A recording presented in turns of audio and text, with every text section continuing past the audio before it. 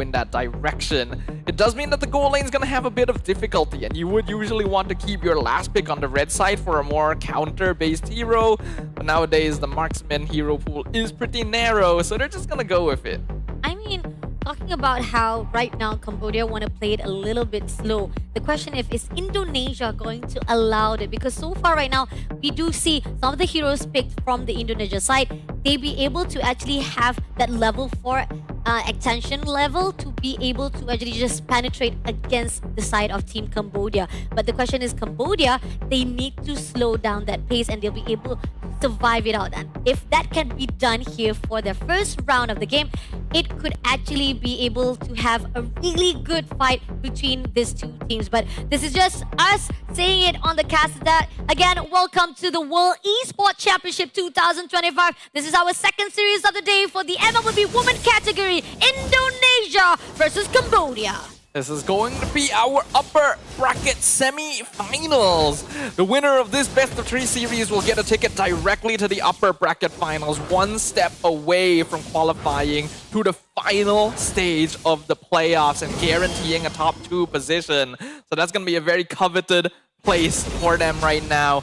If we look at both sides, I don't think there's anything too strange when it comes down to the emblem setup, though I am kind of curious about the lethal ignition on Lunox. Interesting. And we're seeing right now as they are trying to actually have a good rotation-wise, trying to make sure that it doesn't actually go further beyond their own area. This is where the crucial points have how Cambodia needs to control the movement of Indonesia. So far, so good in terms of early game pressure. I think both teams have the option of going for it, depending on how they want to play around. I don't think we're going to see major trades in the mid lane now that there's no Kimmy in the game. So we shouldn't see anything notable happen until the first turtle. Yeah, and the fact that they're just waiting off, at least by the time that move in for the level 4, that's when we see that at least a little bit of scrimmage, a little bit of pokiness coming in from both sides of the team. So far, we are seeing Shell just a little bit closer to Mlbb there. Phantom Execution, nice flicker from Mlbb. Gets away from Vival just in time. Just in time before she taken out, and that's the ultimate decision-making that is being needed from the side of Mlbb, and they know for a fact they can actually punish just a little bit more. And they're gonna use this space to instantly transition to the turtle. Cambodia in control, Takami secures it, and a nice taunt from Uwe to keep Vival away as well. Brilliance comes out, does some poke damage. Earthen Rampart blocks them aside. Revitalize comes out as well. There's gonna be the Infernal Pursuit. Vival backs out, very low on HP. Cambodia coming out on top so far. They get the knock up into the rough ways. Damage is not quite there yet, but they'll finally finish off Mochi with the Phantom Execution. First blood over to Vival. Indonesia looking for a little bit more. No more Revitalize. They trade over to Alon in the mid lane. Nice stun from the Suyo. Finishing off Vivian actually flickers away. Cambodia dropping low. Indonesia still going for an AOG. A bit too late. Away goes down, and Alon is traded as well. So much of the overextension that was done by Team Cambodia to a point that Indonesia was just able to back things out. And the fact that we are seeing that Takami was just able to get the turtle, the retraction that was done by Indonesia to take it off was just fruitful. Not really much of the bargain can be done as the turtle has already been taken away, but still, they were able to back things out. Yeah, I'm really impressed at how well Indonesia was juggling their players there. Oh, tech charge into 2! Into the rough one! Alon explodes! And Uwe soon follows the Kadita combo from Indonesia. Great composition coming off for the team of Indonesia. They keep on pressuring Cambodia to a point that right now, they keep on getting off guard. You cannot count out Kadita in the hands of Cine here. This is literally one of their national heroes right now. And they were willing to ban out so many mid laners to set up for this position. The moment Vivian spotted the setup, just went straight in for the tectonic charge. The fact that we are seeing that Cambodia slowly but surely getting slower and slower in their pace. They were supposed to slow down the movement of Indonesia. Ended up Indonesia have the upper hands. Now moving along, it's going to be the second turtle to be contested off. And so far, Indonesia has already had their own setup right here. Yeah, it's a very different situation from before, where Indonesia are now clearly the ones in control of the turtle pit. Shell still playing it safe, sees away. Tegami goes down to Zinni. There's no jungler on Cambodia. They're still trying to engage, and Pearl Pursuit comes out. Vival gets the turtle, tech charge only lands on 2, but steps up for the Phantom Execution. Brilliance now being used, revitalize as well. Zinni comes in from the side, doesn't have the ultimate, but will still do some good poke damage as Vival sets up the kill on Alan and forces Cambodia back. Great tectonic charge, great Zaman Force coming through to just hold off Team Cambodia. Neither of them were able to actually back off as safely as possible, leaving only one player to be taken out by Indonesia. Now, the mid turret looking for a way for them to just break even more. This Kadita is a signature pick for Zinni. It's only pulled out by Indonesia when they feel like they need it, and this is a game where they are showing proper respect. Tegami being found randomly on the map and bursted instantly, guaranteed the turtle for Indonesia. And Cambodia probably shouldn't have tried contesting. Not a good situation once you lost your own assassin jungler right now. And the fact that that is one of the things that Cambodia needs to take note. Rotation-wise, it really looks like Indonesia have them in their palm. And moving along as they try to actually defend it off, Team Cambodia need to actually figure out where they're gonna have open up a way for Indonesia to break those back line. But coming in with this Prosperity. Oh, the grab, they caught Moshi on the rotation. Going in with the Infernal Pursuit, tech charge gonna be used. Lands on 2, AOG committed as well, trying to save their Phobias. And Moshi is still alive. The Vivian has to flicker out, barely escapes being sniped by the Suyo. Indonesia not able to find their pickoff. Oh, such a sad situation. Just one more shot with that arrow. Didn't manage to land it to Fumieko and ended up now Cambodia having so much of the resources to be given out to Indonesia. They didn't even have anything up their name. Now Cambodia transitioning to the top tower, trying to give a bit more space to Baobei. They get the knockup onto Uwe, but that is a good thought. Revitalize comes out as well, so there'll be no damage done here. So Indonesia is able to keep their tier 1 alive. They are pushing in, trying to make sure that be able to give a little bit of leeway to Baobei so that they can actually push that turret. But again, this is a lot of discipline coming up from Indonesia team, making sure that they be able to cover every ground, whether for the minion push in the mid lane as well as the top turret. But going into the buff side, they are trying to invade the situation. Coming along, we do see that Team Cambodia doesn't want to go to the contest, and Team Indonesia just backs off away. But Turtle will be in the hands of Indonesia. Yeah, really good positioning once again from Team Indonesia. They're testing the waters, poking and prodding to see if they can contest the purple buff. But even if they don't get it, they're already setting up for the turtle instead.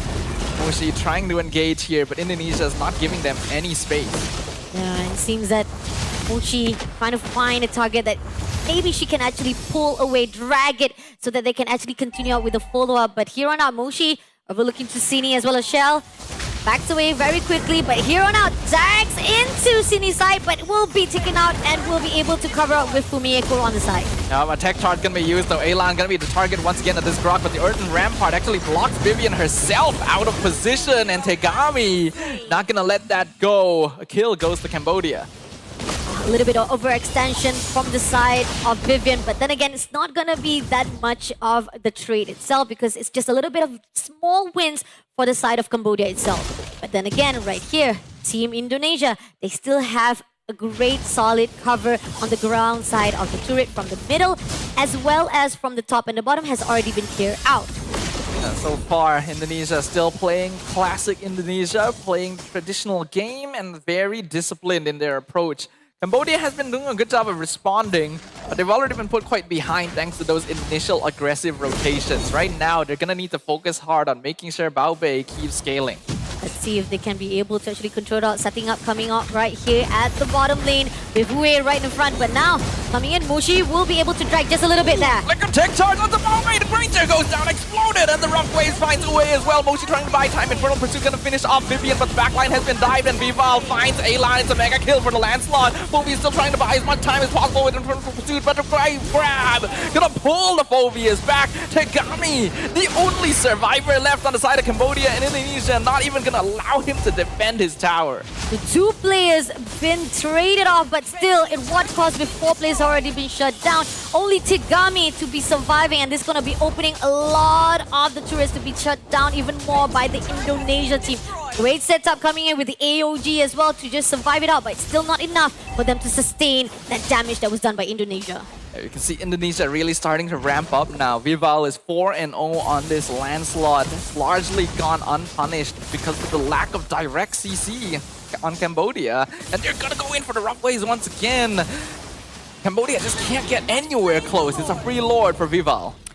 Free lord, and again, so much of the potential that was done, this initiation that was already been put out by Indonesia. Sini comes along with the burst, as well as the fact that the tectonic charge was able to actually grab and stun most of the players from Cambodia. That's when they actually have a little bit of faltery coming through. But here on out, they're fighting off. They're stoning them out again. Not really trying to commit. Grab is possible, but Fumieko doesn't need to commit to it. The wall comes out. That's a dangerous angle for the tech charge, but it was possible. Vivian just decided not to do it because they already got the tier 2. They're already done a lot of zoning out just to make sure that the Cambodia just backs off and they get turrets one after another. And coming in right now, they push in with the tectonic charge. Doesn't get anyone, but Mighty Swings! Yeah, Vivian missed that completely, and now she's gonna get punished for it. Vivian goes down. Elan, though, gonna be blasted by Shell as the Simon Force comes out. The rest of Cambodia being completely scattered. Baobei cannot get anywhere close to back up the rest of the team. Tegami gonna fall. It's an unstoppable streak for Vival on the landslide. Moshi gonna be grabbed once again by the glue, trying to survive as long as possible and actually doing a very good job of it, but will finally fall. Killing spree to Shell. Just grabbing into Moshi no matter how much she's trying to survive. That's a really good recognition coming in from the side of Team Cambodia, but then again, so much of the damage that was done by Indonesia, in the end Cambodia just lost the one and only front line. But it's still not the worst here. Cambodia have been able to hold on. They still have their DPSs alive, and they've actually managed to clear up most of the minion waves. So they will have all of their inhibitors still standing, but Indonesia, their farm is going up real fast. The fact that right now they're trying to hold on that mid lane holy defense. They're already losing a lot of their lifelines right here as the Team Cambodia putting up early defense right here. Started out with a slide. Tech charge misses this time. Good disengage from Cambodia. Nice knockup as well. City gets locked down under the tower. Mochi goes in between Drill Pursuit. AOG cuts off his retreat as well. But Fumieko is holding up the backline, not allowing them to chase. A great job coming off from Cambodia, at least able to actually steal away Cine in the midst of it all. But then again, by the time they were actually trying to zone out the top, the bottom lane will be still away by Vival at the motion. And this is where the fine line, the division that was done by Indonesia to divide the attention of Cambodia, they can actually just spread things around. It is still possible to punish them. Got a really nice dark wave from Moshi there. 3 people hit under the tower with Cine being the one punished because she was the furthest forward. We're 12 minutes in. Goal lead is 7k in favor of Indonesia. And the scaling is still not too bad for Cambodia, actually.